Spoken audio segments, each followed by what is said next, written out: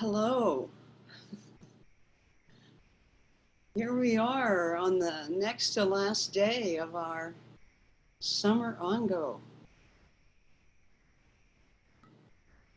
It's a really unforeseen summer Ango. It was so long ago that we were compelled to cancel our usual residential retreat and try to find a way to ritually appreciate retreat time. So I really want to congratulate our Shuso Echo and the whole Ango team and the whole Sangha and all of you who've decided to practice during this Ango time to make it really inclusive and compelling. All online. Who would have thought? Thank you. Thank you all. And I must say our Shuso Echo is uniquely suited to lead us at this time. She has many skills and a wonderful life of practice with us. Maybe 25, 30 years of practice with the Village Zendo. So she was like the perfect Shuso with her administrative and organizational skills to help us through this strange time. I think that right now, because of what's going on in the world, the insanity of what's going on in the world, it's really important to appreciate ritual, to take the backward step and recognize ourselves in this world. And the ritual helps us to invigorate our understanding so that we can work with what we've got in front of us. So Ango has been a time, as it is every year, to reorganize ourselves, to study the dharma for this time, when it is needed right now. And of course, as it is always customary, usually in the summer, we take up a fascicle of Dogen's because of his deep philosophical understanding and his creative, expressive, kind of almost musical texts. It's a wonderful way for us to freely investigate the Dharma. And because this time is so, as Joran put it, so virtual, we're really faced with this kind of information pollution that's going on in our world, all over the world. Just last night, I listened to an investigation about what happened in Poland and kind of how the museums were taken over by the right wing and how they changed the message. And this is happening day to day, everywhere, all over the world. And of course, especially here in this very embarrassing country that we live in. So what better time to study painting of a rice cake? We studied it with the scholar Griff Folk and then with the two wonderful workshops with Ryotan Roshi and Shenryu Sensei. And if you missed those, they're online and you'll be able to listen to them because they're just extraordinary. And this week we heard from Bokashu Hoshi, Joshin Roshi, Shenryu, and Ryotan again. Each one speaking right to this wonderful multi-layered fascicle rice cake. And of course, then throughout the Ango, all of the senior students have also referred to it. So it is a beautiful piece. I encourage you to go back to it. So it forces us to ask, what is this reality? Or what value is a portrait of reality? A narrative, a song, a dance? What kind of expression of what is true is helpful and valuable? What does a portrait or an expression teach us about the world, about ourselves, and our life with others in this world? Of what value is the painting of a rice cake, or a painting of a loved one, or a photograph of a landscape, or a film of birds' flight, or a song, or a dance, or a poem of joy or melancholy? We can't eat those things. We can't eat a painted rice cake, or hold the hand of the loved one in the portrait, or walk in that idyllic landscape. But does that mean that we're missing the truth?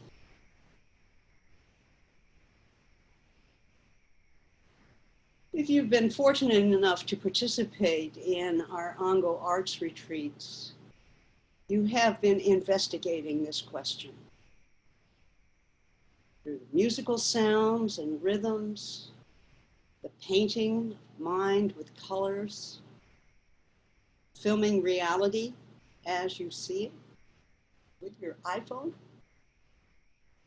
shaping the letters of the Heart Sutra in high concentration, or writing down thoughts and feelings, impressions of the mind. What is that all about? How can we learn from our expression? Ikkyu, the 15th century Zen poet, wrote, "And what is mind, and how is it recognized? It is clearly drawn in sumi ink, the sound of breezes drifting through the pine." And what is mind, and how is it recognized? It is clearly drawn in sumi ink, the sound of breezes drifting through the pine. But we can't help ourselves. We want a subject, verb, object explanation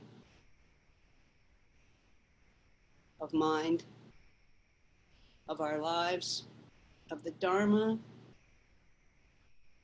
What the hell is going on in this country? We hunger for answers to our questions. Why this pandemic now? Why racism ever? Why suffering? Why Trump? Or maybe how can I make a difference? How can I serve? What can I do? How can I be with the world as it is now? What is the meaning of my life?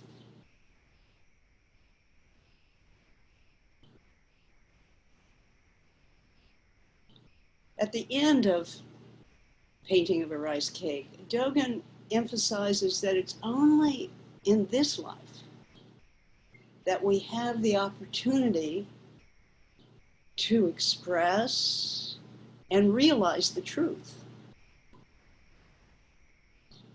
to satisfy our hunger. Here's what he writes. "Since this is so, there is no remedy for satisfying hunger other than a painted rice cake. Without painted hunger, you never become a true person. There is no understanding other than painted satisfaction. In fact, satisfying hunger, satisfying beyond hunger, not satisfying hunger, and not satisfying beyond hunger cannot be attained or spoken of without painted hunger. For now, study all of these as a painted rice cake. You know, when I read that, I imagine Dogen talking to himself in a little room at Eihiji, maybe up high, and maybe he has a scroll in front of him, and he's writing, and he's realizing that his writing is a painted rice cake, and his thinking is a painted rice cake, and he begins to play with that. It's as if he's singing himself a song, and he's sharing it with us. Why write these dazzling, playful riddles? But as a way, a path for him to understand, to satisfy his own hunger. Maybe to help his compatriots there. You can just imagine, Eihiji is this great big monastery in Japan in the mountains. But at the time, I think there were like 9 or 10 people there. 9 or 10 men, and then down the road was a little hut where there were some women students of his. So he would be writing this drafty, cold room as a path, as a way for us to understand the value of painting a rice cake. How can we use language to understand something which defies language? We want to understand life and death, good and bad, real and imagined. Right now, it's not only right now that there's an epistemological crisis in our country, it's always been.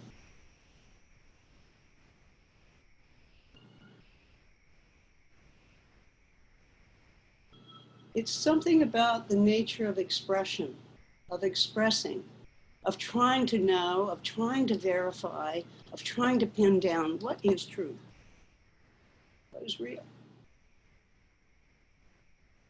And I think that that's why some of us are drawn to Zen and drawn to the old Zen koans and studies, which are always about some beginner who grasps onto an idea, grasps onto a word, and thus loses the essence, or the non-essence, as we would say, missing the point entirely. I laugh at these stories, each time seeing myself doing that, grasping at a word or a phrase. I still do this. I do this when I open the New York Times in the morning. This is the truth. So why are we studying this question? Isn't it to find a way that we can express our awe, our question, our understanding, that is in fact ineffable and unexpressible, unknowable in that old subject, verb, object way? I think those of you who were able to appreciate or to take part in our expressive arts Ango may have had a glimpse of that. The way creative expression allows us to enter into a new and different way of understanding. I think a few years ago I shared with you something that I want to talk about again today, which is a painting that I saw in a temple in Kyoto. I had read a monograph by Yukio Lipid, published at the Getty, and the name of it was called The Impossible Painting. And I was so drawn to it, I needed to track that impossible painting down. What would that be? Sounds like a koan, doesn't it?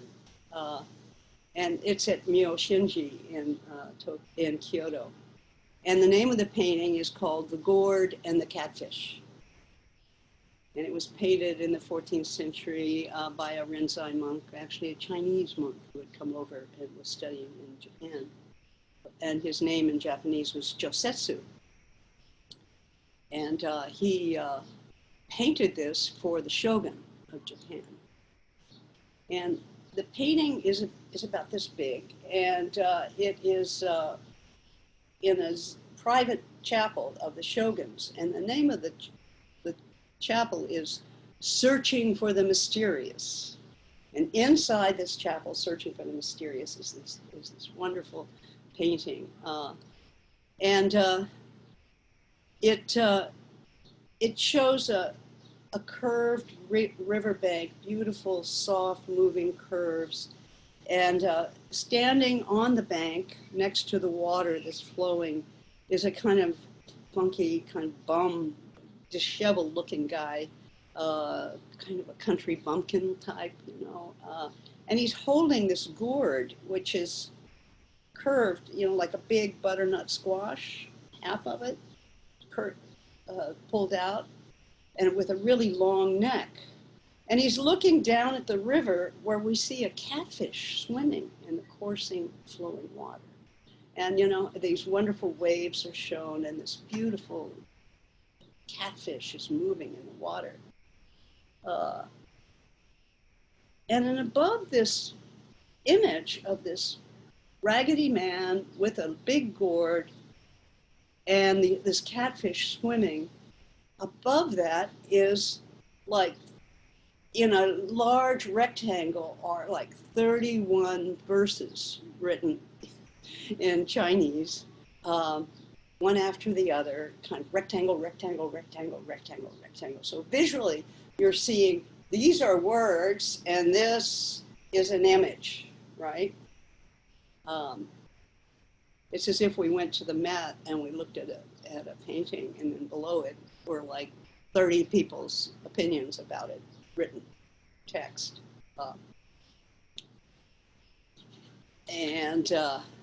The first one is written by Daigaku, who was the most prominent monk at the time. He wrote, "How can something as slippery as a catfish be captured by something as smooth as a gourd?"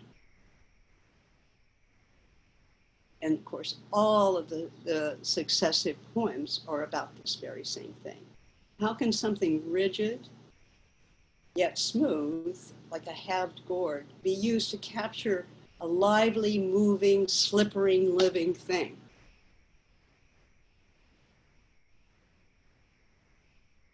So, you know, that's Dogen's question in this fascicle.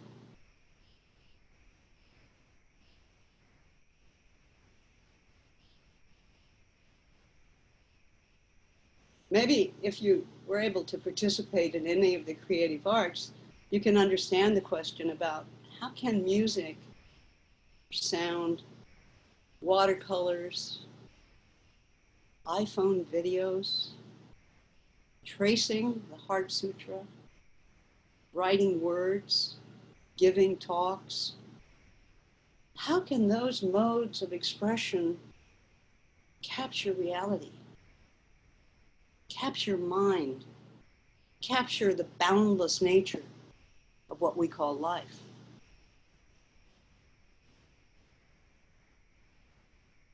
Sounds pretty Zen, pretty impossible, and it's what we do. Like the painting, we express the possibility. Perhaps we notice the quality of elusive mind in the painting, in the bending, curving shape of the gourd, and the fish, so similar but so full of life. They're not the same, giving us a visual metaphor of mind and reality, same yet different, flow, and struggle. So for a moment, we might get it, but then we can't grasp it any more than we can grasp that fish in the flowing waters. We use awkward tools, words, and cameras, and sound, and image, to capture the mind that cannot be captured. It is the mind that cannot be grasped. It sounds just like, remember Wike asking, complaining to Bodhidharma how his mind was not at rest. Bodhi says, bring me your mind, I'll put it to rest. Wike says, I can't find my mind. Now I put it at rest for you. That always seemed like such a cheap shot to me. And yet, listen to that go on again. So what about us today? How do we paint our rice cakes? One of the poems that's above the painting I told you about is by Myochu, and he wrote, "Why must yet another strive to pin a catfish with a gourd? As if swimming in these expansive waters, let him lose himself in the way. Why must yet another strive to pin a catfish with a gourd? As if swimming in these expansive waters, let him lose himself in the way." It's a beautiful invitation for us to swim in the expansive waters of mind, of emptiness, to lose ourselves in the expression of the way. Whether that expression is direct service, whether it's a composition, a song, whatever expression there is, to lose ourselves in the way. This painting, like life, offers the incongruities of life and expression, the emptiness of space, the awkwardness of the figure holding the gourd, kind of helplessly, kind of clumsily. It reminds me of myself as I try to express this to you right now. Trying to convey some sense of wholeness, emptiness. I feel like that country bumpkin right now. It's like I'm putting the gourd on my head in an attempt to capture the meaning of this fascicle for us today. And so that's why I love that painting, and that's why I love that fascicle. Our task is impossible, because of course we use words to communicate. Of course we use images to communicate, and gesture and sound. They're all awkward, slimy things.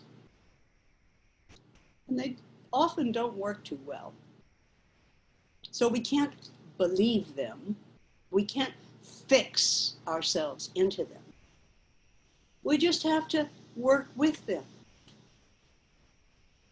We still have to paint the rice cake. Will you paint it? Will you paint it with me? Here's my closing verse for you. Rice, wheat, lentils, and corn. Cakes, loaves, tortillas. Poems, songs, and paintings. Graffiti of the mind. Wisdom of the heart. Care, compassion, and service. Appreciate the whole. Thank you.